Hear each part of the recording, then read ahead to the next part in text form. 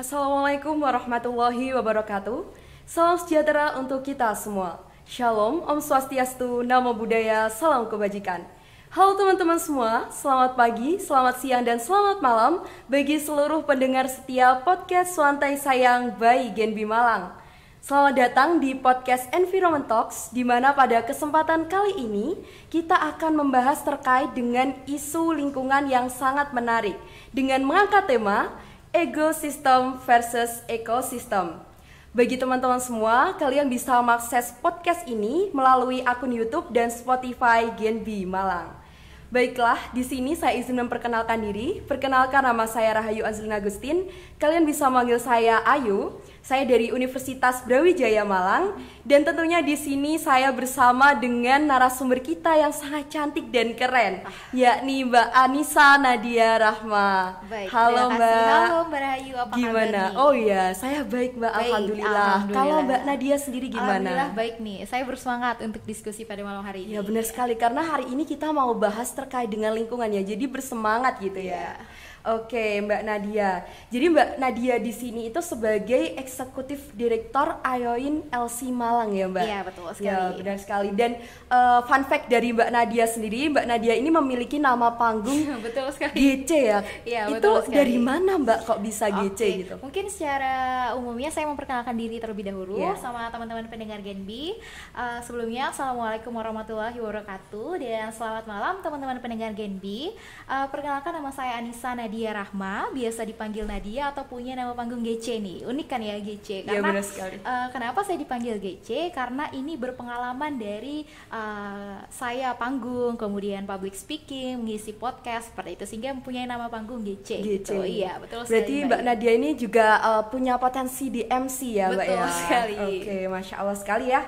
Baiklah teman-teman, ini pasti mau tahu nih Mbak, teman-teman di sini, apa sih sebenarnya Ayoin LC sendiri itu? Oke, mungkin saya memperkenalkan dulu ya organisasi, Oke. karena di telinga para pendengar mungkin sangat asing ya, apa ya IUNLC Malang. Jadi IUNLC Malang merupakan salah satu organisasi NGO atau non-government organization yang memiliki kepanjangan Indonesian Youth Opportunity in International Networking, di mana organisasi IUNLC Malang ini bergerak di 4 pilar nih Mbak Ayu. Ada pilar pendidikan, sosial kepemudaan, dan international networking seperti itu, di mana IUNLC Malang sendiri didirikan pada tahun 2015 oleh tangan-tangan mahasiswi Brawijaya University. Oke, berarti dari asal saya Mbak ya. Oke, iya benar sekali. Jadi benar sekali, jadi Ayoin LC ini pertama kali didirikan oleh anak-anak Universitas Brawijaya. Iya.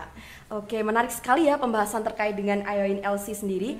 Sebelumnya kita mau masuk ke tema nih Mbak. Kan Oke. tadi saya sempat nyinggung bahwa tema kita pada kesempatan hari ini yakni ecosystem versus ekosistem. Jadi apa sebenarnya ekosistem sendiri? Jadi ekosistem ini terkait dengan keserakahan manusia dalam mengeksploitasi alam ataupun sumber daya alam yang ada di dalamnya gitu Mbak. Sedangkan ekosistem itu kan terkait dengan hubungan timbal balik ya, Iya, antara betul sekali. lingkungan dan juga makhluk hidup yang ada di Betul dalamnya. sekali. Mungkin kalau dari Mbak Nadia sendiri, apa sih menurut Mbak Nadia Oke. ekosistem dan ekosistem? Dari pandangan aku sendiri, saya setuju sama pendapat Mbak Ayu, tetapi apa sih yang unik dari ekosistem gitu? Karena kan kita punyai pegangan bahwa dari guru-guru kita sekolah dasar menengah pertama, menengah atas, dan dan dasar, bahwa ekosistem tuh hubungan timbal balik. Iya benar Kemudian sekali. pertanyaannya yang tadi saya bilang, apa sih yang menarik gitu? Menarik. Iya, ekosistem yang menarik itu bagaimana hubungan kerjasama antara makhluk hidup satu dengan yang lainnya untuk menciptakan simbiosis yang menguntungkan, sehingga dimana nanti ujungnya perkembangannya itu dapat dengan baik dan positif gitu. Oke, berarti antara makhluk hidup dan juga lingkungan harus menjalin simbiosis mutualisme seperti itu betul ya Mbak sekali. ya. Wah, menarik sekali nih pembahasannya terkait dengan ekosistem. Kalau terkait dengan ekosistem nih Mbak, menurut Mbak Nadia seperti apa? Oke, kita lihat dari perkatanya ya, mungkin Mbak Ayu. Ego kan konsepsi diri sendiri, individu ya, Iya, terhadap benar diri sekali. sendiri. Nah, ketika ekosistem itu berhubungan dengan lingkungan, maka itu berhubungan dengan pola tingkah laku kita. Attitude kita itu seperti apa? Tingkat keegoisan kita itu seperti apa terhadap lingkungan itu? Seperti itu. Istilahnya marak ya, Iya. demi menguntungkan diri sendiri gitu. Berarti kalau egonya ini ego terkait dengan lingkungan, bukan Iya, ego betul. perasaan ya, Iya, Mbak ya? bukan ego perasaan ya, Mbak. Iya, ya, oke. Lalu nih Mbak, terkait dengan permasalahan di ekosistem sendiri, itu kan banyak sekali, mulai dari sampah yang menumpuk atau mungkin perubahan cuaca dan iklim yang tidak menentu. Karena kan bisa kita lihat ya Mbak, sekarang Iya, ini betul sekali. cuaca itu nggak menentu gitu. Kadang hujan, kadang panas banget gitu kan Iya. ya. Nah, itu kan mungkin juga salah satu dampak dari kerusakan ekosistem Betul sendiri. sekali. Nah, menurut Mbak Nadia sendiri, permasalahan-permasalahan terkait ekosistem yang ada di Indonesia itu seperti apa? Oke, menarik nih pernyataan tentang ekosistem ya, Iya. terkait permasalahannya. Mungkin secara umum saya mengambil contoh ekosistem hutan hujan tropis ya. Iya, benar. Boleh ya, karena Boleh banget. hutan hujan tropis Indonesia menduduki urutan ketiga ya, terbesar di dunia kan hutan hujan tropisnya. Nah, ternyata hutan hujan tropis di Indonesia itu mengalami kehilangan yang cukup besar nih, Mbak Ayu. Karena berdasarkan data, kita melihat dari data ya, data Global Forest Watch, ternyata dari 10 negara teratas akan hutan hujan tropisnya, Indonesia menduduki urutan keempat. Berarti terbesar ketiga, tapi juga kerusakannya terbesar keempat. Betul gitu ya? sekali. Nah, itu berdasarkan data nih teman-teman aku mencari. Nah, dari kekayaan itu kita sudah bisa melihat ternyata pemanfaatan dari akan kelimpahan sumber daya alam itu tidak sesuai atau tidak ideal dengan apa yang kita praktekkan seperti itu. Nah, kita bergeser sedikit nih ke ekosistem laut ya, laut Indonesia. Kenapa saya ngambil laut teman-teman? Karena kita tahu sendiri ya 2/3 Indonesia itu berupa lautan. Ya, benar nah, sekali. kita lihat berdasarkan data teman-teman, ternyata terumbu karang di Indonesia itu merupakan terumbu karang terbesar Di dunia. Iya, betul sekali. Berdasarkan data teman-teman, hampir 15% terumbu karang di dunia itu berada di Indonesia. Betul sekali. Nah, ternyata dari kekayaan sumber daya alam ekosistem terumbu karang tersebut ternyata terdapat beberapa permasalahan. Kita ambil permasalahan terumbu karang yang ada di Nusa Penida ya, Nusa Penida. Bali. Betul sekali, di Bali, karena memang banyak ya Iya, di sana. benar sekali. Nah, ternyata kerusakan itu hampir 35,15% menurut LIPI, Lembaga Pengetahuan Indonesia tahun 2017. Saya melihat datanya ternyata rusaknya itu cukup parah. Kita bergeser ke belakang. Kita lihat apa sih penyebab dari rusaknya terumbu karang? Ternyata dari ulah manusia. Ulah manusia, betul sekali. Dari mulai jangkar kapal, kemudian pariwisata. Nah, yang saya tekankan itu di pariwisata. Pariwisata memang sektor utama pendorong ekonomi Indonesia ya, Mbak Ayu. Nah, ternyata ketika para wisatawan lokal maupun asing melakukan pariwisata kepada terumbu karang ini, ternyata tidak mengindahkan kode etik pariwisata bawah laut. Nah, kode etiknya itu gini, jarak antara kita dengan objek terumbu karang itu harus 3 meter jarak jauhnya. Seharusnya 3 meter gitu. Seharusnya 3 meter, ternyata secara nyatanya tidak. Bahkan ada yang memegang dan melakukan dokumentasi, itu yang paling parahnya seperti itu. Bahkan untuk pemulihan terumbu karang ini sendiri Mbak Ayu hampir berpuluh-puluh tahun untuk bisa pemulihan. Lama juga ya, Mbak. Iya, berdasarkan data itu hampir 10 tahun untuk pemulihan terumbu karangnya saja. Bagaimana dengan nasib hewan-hewan yang tinggal di terumbu karang? Ya, terutama ikan-ikan kecil ya, Mbak. Iya, karena kan betul sekali. tempat habitatnya dari ikan-ikan kecil itu kebanyakan ya di terumbu karang itu. Iya, gitu. betul sekali. Nah, ditambah gini, para wisatawan itu memberikan makan kepada hewan-hewan kecil yang ada di sekitar terumbu karang. Padahal itu nggak boleh sama sekali. Nggak boleh sebenarnya. Iya, itu mematikan insting saraf pemburuan dari hewan-hewan yang ada di Padahal sana. kasih makan ya, Mbak, tapi nggak boleh sebenarnya. Menurut orang mungkin positif ya. Positif memberi ya, makan, memberi tapi itu nggak makan. boleh sama sekali dalam kode etiknya gitu. Seperti itu. Berarti ada peraturan tersendiri ya terkait bagaimana cara kita berinteraksi dengan terumbu karang sendiri. Oke, sangat menarik ya ini tadi terkait dengan hutan hujan tropis di Indonesia dan juga terumbu karang. Oke, Mbak. Nah, terkait fenomena pengeksploitasian, Mbak ya. Karena tadi kan kita bahas terkait dengan ini kerusakan yang disebabkan oleh manusia. Nah, ini juga nggak terlepas dari eksploitasi yang dilakukan oleh manusia gitu ya. Nah, menurut Mbak Nadia sendiri, eksploitasi sumber daya alam di Indonesia itu seperti apa, Mbak? Kalau dikatakan seperti apa masih marak ya, menurut saya masih marak sekali. Masih marak sekali. Kita ngambil contoh di Pulau Kalimantan ya. Saya berasal dari Pulau Kalimantan. Kita lihat dari Pulau Kalimantan. Kalau terdengar di telinga teman-teman pendengar, Pulau Kalimantan pasti berhubungan dengan batu bara. Betul sekali, batu bara. Ternyata kelimpahan batu bara itu tidak sesuai pemanfaatannya sehingga menyebabkan eksploitasi. Nah, berdasarkan data teman-teman, saya melihat data itu lahan yang ada di Pulau Kalimantan itu sebagian besar di sektor pertambangan, salah satunya di sektor pertambangan. Nah, padahal menurut peraturan Presiden Mbak Ayu nomor 3 tahun 2012 ya, correct me if I'm wrong teman-teman pendengar, itu untuk kawasan vegetasi yang ada di Pulau Kalimantan seharusnya 45% dari luas Pulau Kalimantan. Ternyata secara praktek atau secara nyatanya tidak sesuai. Tidak sesuai ya, Mbak. Lebih besar ya. Iya, kebanyakan mereka mengalihfungsikan lahan hutan tersebut untuk jalan tambang, untuk perluasan tambang, sehingga menyebabkan kerusakan hutan yang ada di Pulau Kalimantan ini sangat krusial, sangat parah. Kita lihat dampaknya. Bagaimana dengan nasib masyarakat adat? Oh, masyarakat. Berarti di Kalimantan juga masih ada masyarakat adat. Masih banyak masyarakat adat yang sangat bergantung atau berdampingan hidupnya dengan alam, dengan hutan gitu. Nah, kalau misalnya hutannya hilang, bagaimana nasibnya? Gitu loh. Nah, terus itu hal ini juga akan memicu bencana, Mbak Ayu. Kita bayangkan saja hutan hilang, penahan alami dari bencana banjir itu mudah kan ya? Iya, benar sekali. Itu salah satu permasalahan yang paling krusial seperti itu. Mungkin pernah terjadi kekeringan nggak ya, Mbak? Karena kan hutan ini juga sebagai penyerap air gitu. Betul sekali. Berdasarkan data, itu Kalimantan itu mengalami kebakaran yang cukup hebat ya. Kebakaran cukup beda, dan tahun 2018 kalau nggak salah teman-teman, itu Kalimantan Selatan pernah banjir yang sangat besar sekali. Iya, besar sekali. Dan itu untuk berdasarkan pengalaman itu banyak mengundang para stakeholder atau pemimpin buat terjun langsung ke Kalimantan Selatan. Iya, betul sekali, seperti itu. Jadi tempat buat ya investasi gitu nggak sih, Mbak? Oke. Untuk selanjutnya, untuk di Indonesia sendiri, Mbak, apakah kebijakan mengenai pengeksploitasian sumber daya alam ya, itu sudah mampu gitu untuk mengikat para stakeholder ya, tadi bicara tentang stakeholder, untuk memanfaatkan dan mengolah SDA dengan yang berlebihan gitu, atau mungkin saingan gitu lah, Mbak, jor-joran bahasanya. Jor-joran ya bahasanya. Oke, ini mungkin menarik ya. Pertanyaannya terkait sudah mampukah atau tidak gitu. Menurut saya belum ya. Belum. Karena tadi masih marak gitu ya. Masih marak antara apa yang kita rasakan dengan aslinya itu masih sangat parah gitu loh. Kita bergeser gini. Kita lihat pasal 33 nih, ayat 3 Mbak Ayu.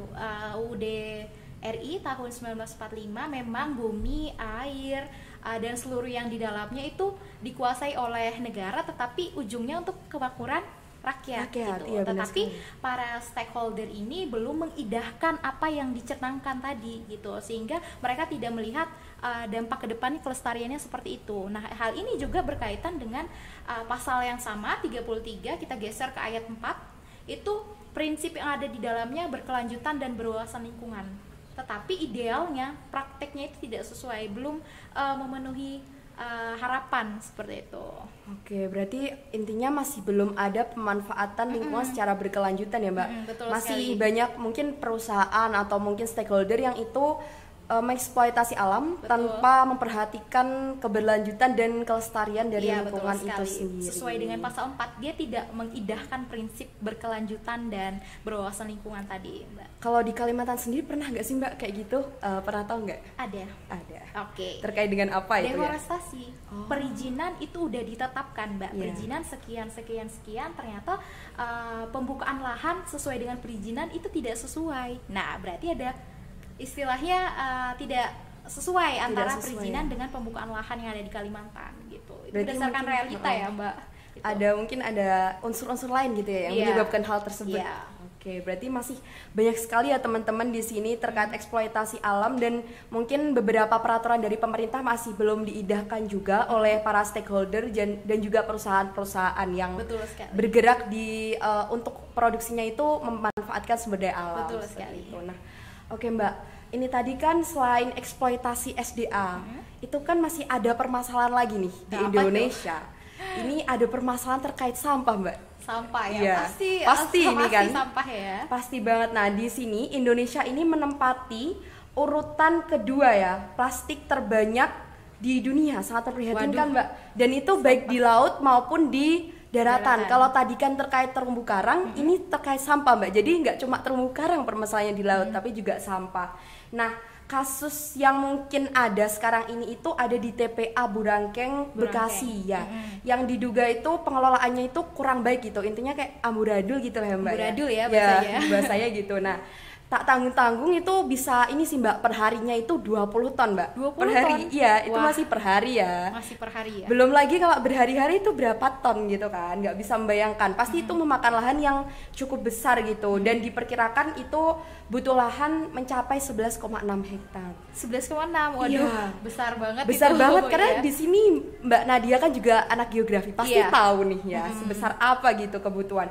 Nah, menurut dari Mbak Nadia sendiri, permasalahan sampah di Indonesia itu seperti apa gitu, menanggapi permasalahan sampah yang ada di Indonesia? Oke, berbicara tentang sampah unik sih, karena Iya. memang ini selalu yang krusial banget permasalahannya.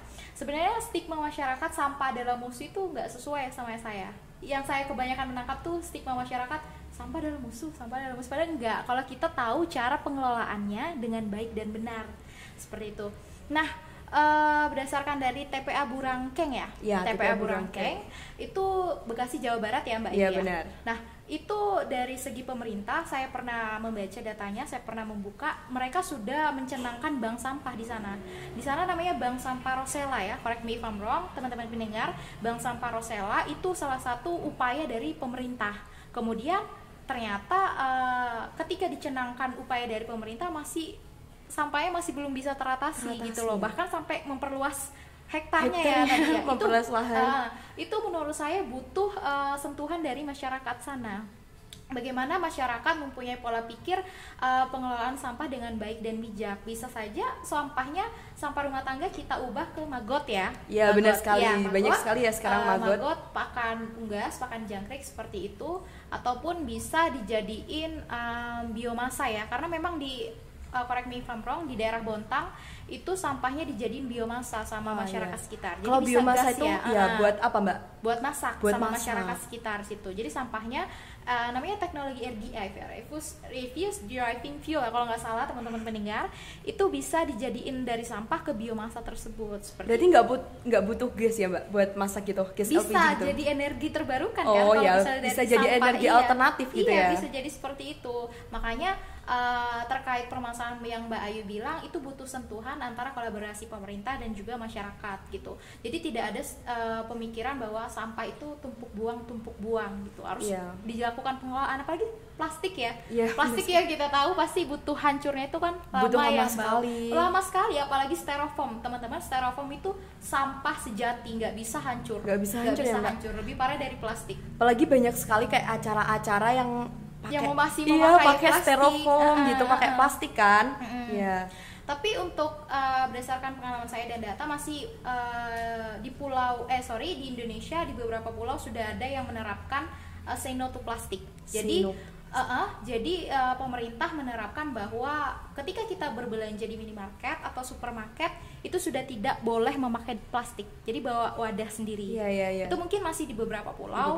Saya tidak melihat datanya di keseluruhan pulau seperti itu. Ya, karena kebetulan di daerah saya masih pakai plastik Mbak. Oh, masih pakai plastik. Iya, jadi Mbak Ayu sendiri dari daerah Malang. Bukan, saya dari Tulungagung. Jadi oke. Di situ Indomaretnya itu juga masih menawarkan gitu. Pakai plastik nggak Mbak gitu kan? Berarti salah satu supermarket itu masih pakai plastik ya. Kebetulan kebanyakan besar. Kebetulan saya dari Pulau Kalimantan.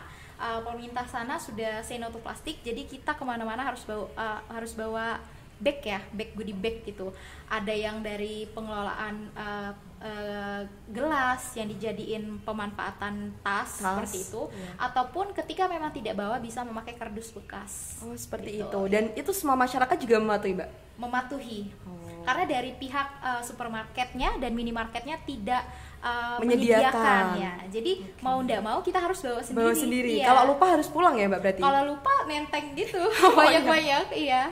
Akhirnya harus pulang dulu terus balik lagi gitu ya? Gak juga. Tetapi dari pihak minimarket itu menyediakan wadahnya sendiri, tetapi dengan biaya tambahan seperti itu.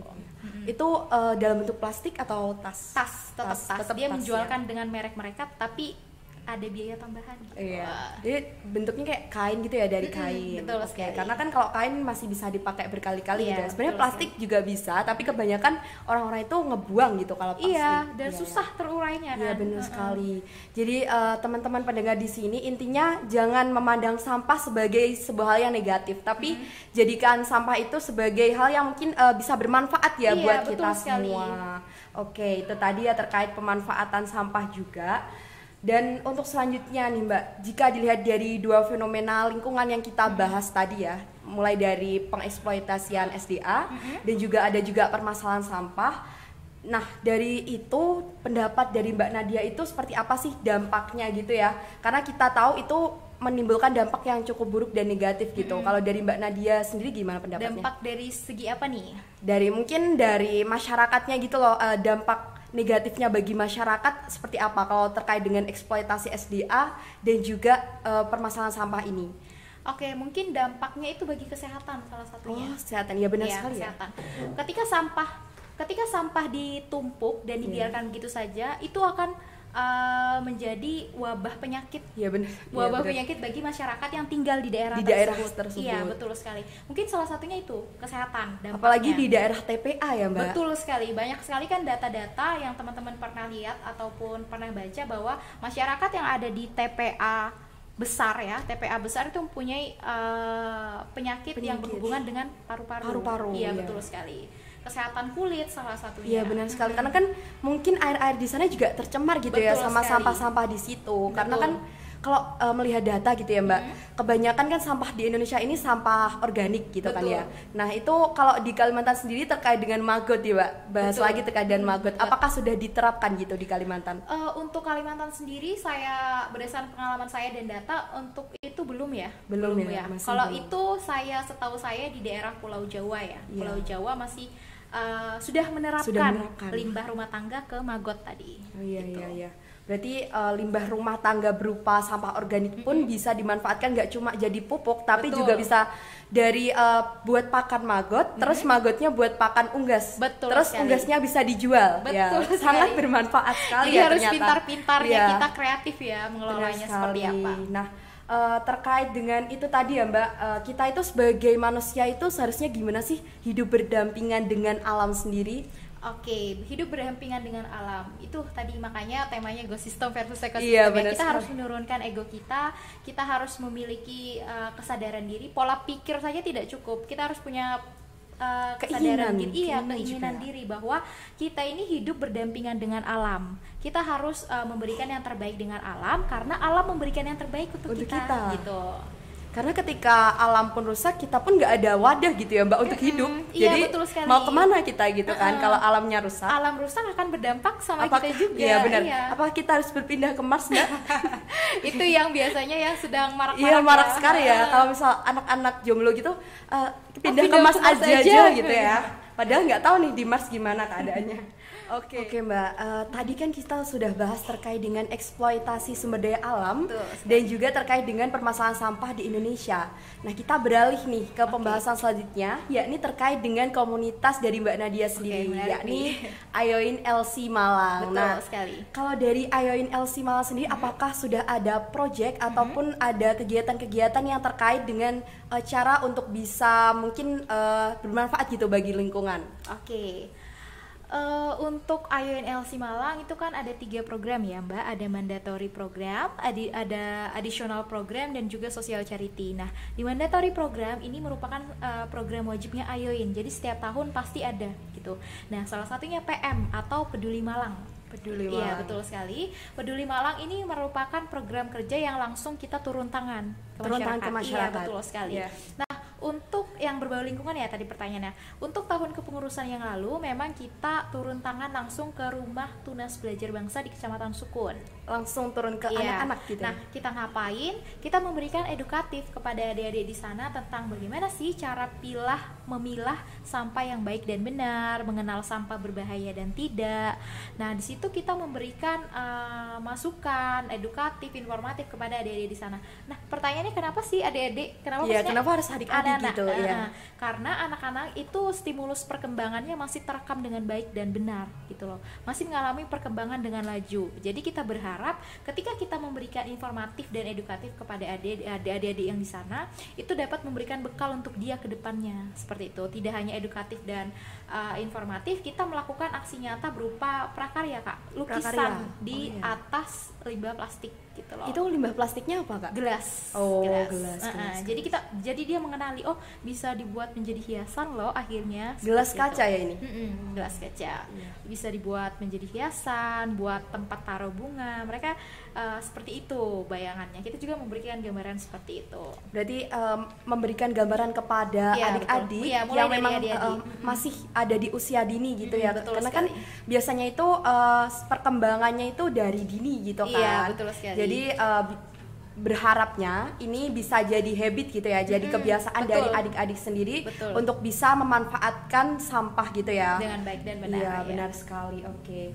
Selain program itu, apakah ada program lain Mbak dari Ayoin? Oke, sip. Untuk program kedepannya kita memang sudah ada rancangan dan gambaran Mbak Ayu, tetapi untuk publikasi kepada teman-teman pendengar mungkin belum sampai situ ya. Tapi kita memang sudah ada pegangan rancangan yang berbau lingkungan itu seperti apa. Nanti mungkin bisa teman-teman pendengar Genbi pantengin di media sosialnya Ayoin LC Malang. Ya, karena kita biasanya untuk program kerja membuka volunteer. Oh, jadi buka volunteer nih teman-teman.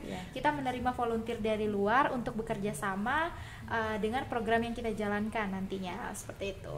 Oke, untuk volunteer sendiri biasanya itu yang dijaring itu dari kalangan apa nih Mbak? Biasanya banyak pendaftar dari kalangan mahasiswa. Tetapi kita tidak mewajibkan mahasiswa. Kami memberi batasan umur 18 sampai dengan 25 tahun. Oh ya, berarti udah usianya setelah SMA lah ya, mungkin ya. Yang lulus kuliah juga bisa, yang di bawah 25 tahun, tetapi kebanyakan memang pendaftar dari kalangan mahasiswa ya, betul karena masih aktif-aktifnya gitu ya, masih gencar-gencarnya buat cari pengalaman. Betul sekali. Oke, terkait dengan program ini berarti nanti akan dipublikasikan di Instagram ya, media sosialnya berupa Instagram ya Mbak, Ayoin LC Malang. Jadi teman-teman mungkin bisa pantengin juga ya Instagramnya Ayoin LC Malang untuk bisa tahu gitu informasi terkait dengan kegiatan Ayoin LC Malang yang itu membuka volunteer ya, untuk bisa pengabdian gitu ke masyarakat. Intinya langsung turun ke masyarakat yang membahas terkait dengan lingkungan gitu ya. Tidak kecewa untuk teman-teman yang tidak familiar dengan Instagram, kami juga ada Twitter. Oh, ada Twitter juga. LinkedIn ID, Facebook gitu. Kita Facebook punya, juga masih ada ya? Masih ada, dipakai. Pasti. Oke. Jadi teman-teman bisa nih mungkin kunjungin ini ya media sosialnya dari Ayoin LC Malang. Oke Mbak, kita beralih dari Ayoin LC Malang ya. Tadi terkait project-projectnya sangat menarik ya. Untuk selanjutnya ini terkait dengan cara mencegah ekosistem, karena kan ini tadi ekosistem versus ekosistem gitu. Nah, bagaimana sih cara dari kita sendiri gitu ya Mbak? Mungkin dari pendapat Mbak Nadia terkait untuk ekosistem sendiri, gimana gitu kita menahan ego kita terkait dengan eksploitasi SDA atau mungkin alam gitu ya. Menurut saya ini singkat aja ya Mbak Ayu, itu harus punya kesadaran diri terhadap lingkungan sekitar. Memang mengubah pola atau memiliki pola pikir, dan mengubah pola pikir itu memang sulit tanpa adanya kesadaran. Iya, benar sekali. Kita harus sadar akan keberadaan kita di lingkungan luas gitu loh. Jadi kita harus menurunkan ego untuk menjalin kerjasama yang itu saya bilang tadi menjadi simbiosis yang menguntungkan. Iya, simbiosis mutualisme. Iya, betul sekali. Intinya kita harus mengurangi ego kita terhadap alam gitu ya. Intinya eksploitasi terhadap alam itu harus direndahkan lah intinya ya. Kalau bisa dihilangkan gitu ya Mbak egoisnya. Mungkin egois di sini juga egois tentang alam ya, bukan egois tentang perasaan gitu. Bukan ya. Ya, oke. Nah, mungkin dari pembahasan kita ya terkait dengan ekosistem sama ekosistem sendiri, ini saya persilahkan nih kepada Mbak Nadia untuk bisa memberikan closing statement terkait dengan apa yang kita bahas kali ini. Oke, untuk teman-teman ini sudah stake terakhir ya? Iya, benar sekali. Untuk teman-teman pendengar Genbi Malang dan seluruh masyarakat Indonesia, saya berharap dapat dengan baik memanfaatkan lingkungan sekitar kita, karena esensi terhadap kekayaan alam di Indonesia itu bukan warisan nenek moyang, tetapi itu ciptaan kekayaan dari Tuhan Yang Maha Esa demi keberlanjutan untuk generasi kita selanjutnya, seperti itu. Jadi intinya kita sebagai khalifah yang ada di bumi ya Mbak. Betul sekali.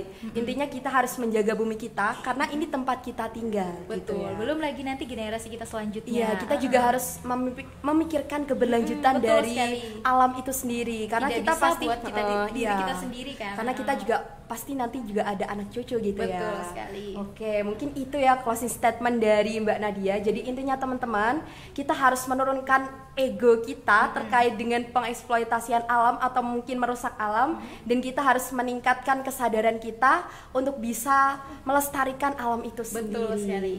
Oke, mungkin saya mewakili seluruh panitia yang bertugas ya Mbak, berterima kasih kepada Mbak Nadia karena telah berkenan menjadi narasumber kita pada podcast kali ini yang keren banget ya. Hari ini kita pembahasannya sangat menarik dan juga harapannya komunitas dari Ayoin LC sendiri bisa berkembang dengan pesat dan juga bermanfaat bagi masyarakat semuanya gitu ya. Amin. Oke, nggak terasa nih Mbak, Nggak kita terasa sudah ya? udah beberapa menit udah berlalu gitu ya. Diskusinya ini ya, Sangat enjoy, menarik enak ya, enjoy menarik gitu. banget.